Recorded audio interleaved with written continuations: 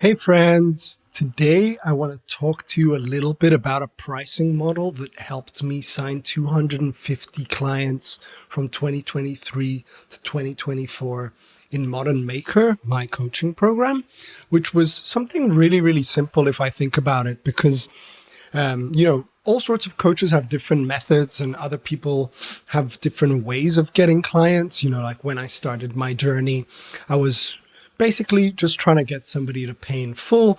And that was great. You get a pay in full. It's 1,000, 2,000, 3,000, whatever it is for a certain duration of time. And that worked for a while. But when I was looking at my audience, you know how people say 1% of your followers will buy? I was sort of going, can I get a larger chunk of people to work with me in a different setting? And that all had to do with a pricing strategy that I sort of dabbled into. I got myself mentorship as well and realized there was ample opportunity to get people to sign up differently. So one side of the pricing strategy was pay in full, which got long-term thinkers to commit. But another side of the strategy was introducing weekly pricing. So weekly pricing increases the cash velocity. So cash velocity is the volume of people that come to you and in what setting, whereas cash flow is what happens when somebody pays in full and you get a large chunk of cash at the beginning. So when it came to weekly pricing, let's say you're offering something at $1,000 paid in full, you could also do it at like $120 a week or $100 a week, and you get people to pay weekly. Now, what happens is, because people are accustomed to sort of like Spotify or Netflix type subscription models, we're thinking in small doses and people want immediate impact. So I went from getting a bunch of no's to a bunch of yeses. Now, it doesn't mean you're attracting exactly the right fit client, and there is some science behind to get them to pay in full later. But simply by introducing weekly pricing into your model could help you increase that velocity. Now, what you can do, because obviously the more you bill someone, the more likely they are to churn, is introduce a back-end pricing strategy to get them to pay in full with an incentive.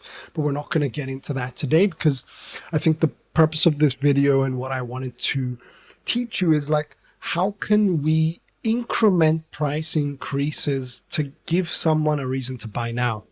And I think the best way to demonstrate this is to share back a story of when I started my coaching program that hopefully gets your mind to think in the right direction. So when I first launched, I had a price in mind and I had a cap in mind as well. Like, how many clients did I want to work with? Say they were 10 and I wanted to make this figure of money at the end of it in this amount of time.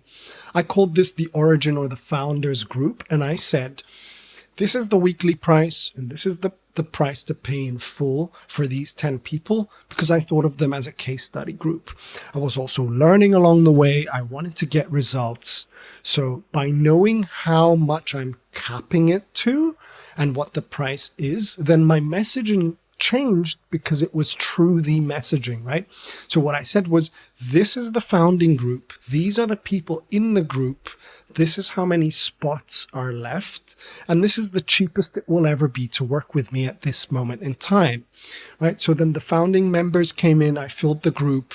Let's say it was 100 a week, for example. They felt that they got this amount of value for this price. And then my messaging changed the next time I did a launch, where I said, I'm going to do this one more time, but the next time the doors open, I'm going to increase the price by 25%. So if you want to join this program, for example, at this interval of time, this is the cheapest it will ever be to work with me.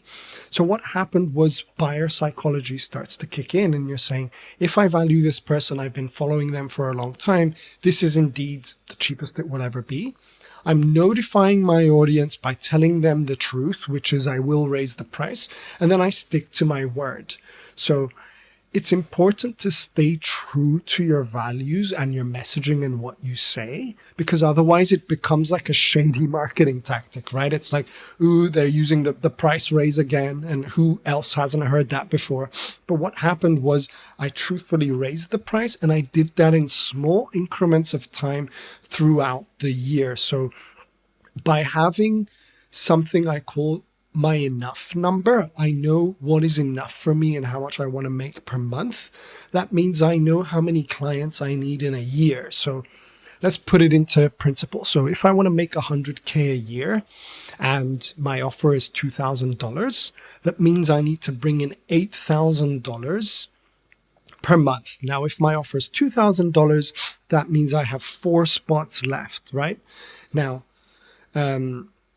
if I have 4 spots and I'm running it, maybe, for example, every 25 people that I sign, I know that I'm getting closer to the cap that I outlined because I had a vision at the beginning of the year. So I'm going to incrementally raise my prices every 25 clients that I sign on board. By having that strategy, I'm able to incrementally increase that price and be truthful. And I can't tell you the amount of times that I've had someone come in and say, sorry, I was late. Can I sign up now? The answer is no, because I'm sticking to the plan. And by having a plan and raising your price incrementally, that gives people an element of leadership as well. Like I would go out on social media or on my emails or whatever and say, this is the plan, or this is how close I am to the plan, or how close I'm not to the plan. And here's what happened, right? Like the lessons, the mistakes and everything that I learned, but from the context of looking back and seeing them as lessons.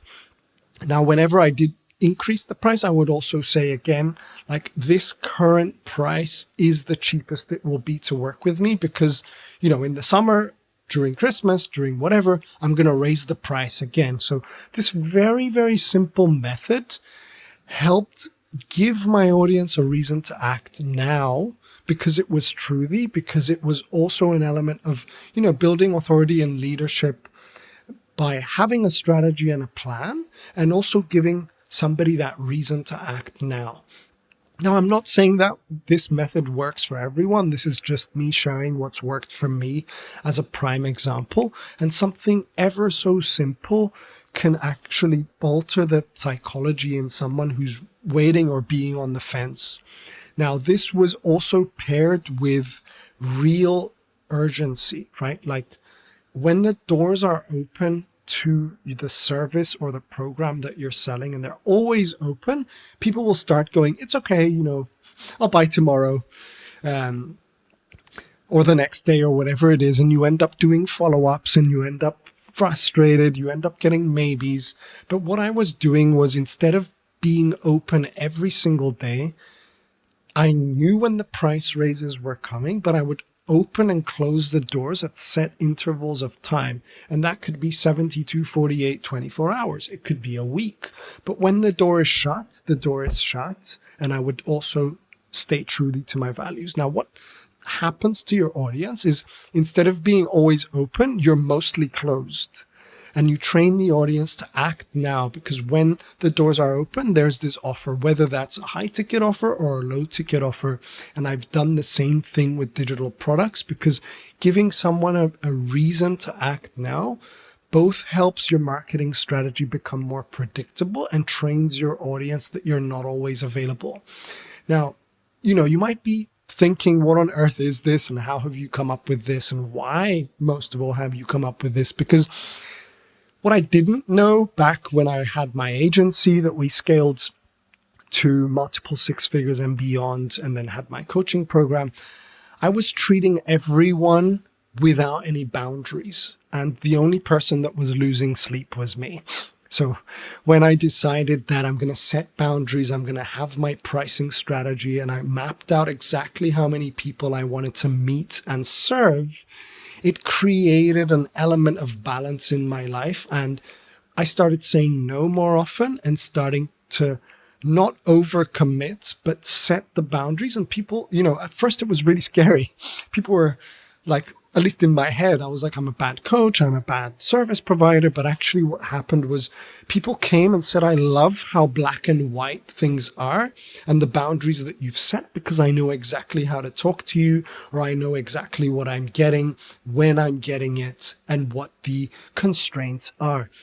And that sort of thing happened by being able to fundamentally outline what I wanted to do. And for me, as a creative, as somebody who loves to write, I wanted white space in my calendar, right? Because white space is what breeds creativity, and creativity in my world is what got me clients. But by outlining, for example, that I'm only going to take sales calls and client calls or whatever it may be, calls in general, on Tuesdays and Thursdays, then I knew that I had Fridays off, for example, to create, to make videos like this, to write my content, etc. And in doing so, creating those boundaries and having that map enabled me to incrementally know when to up the price throughout the year with the program that I had. So I hope that was useful for you today. If you have any questions, you can drop them below in the comments. You can hit subscribe and hopefully see you in the next video. Power to you.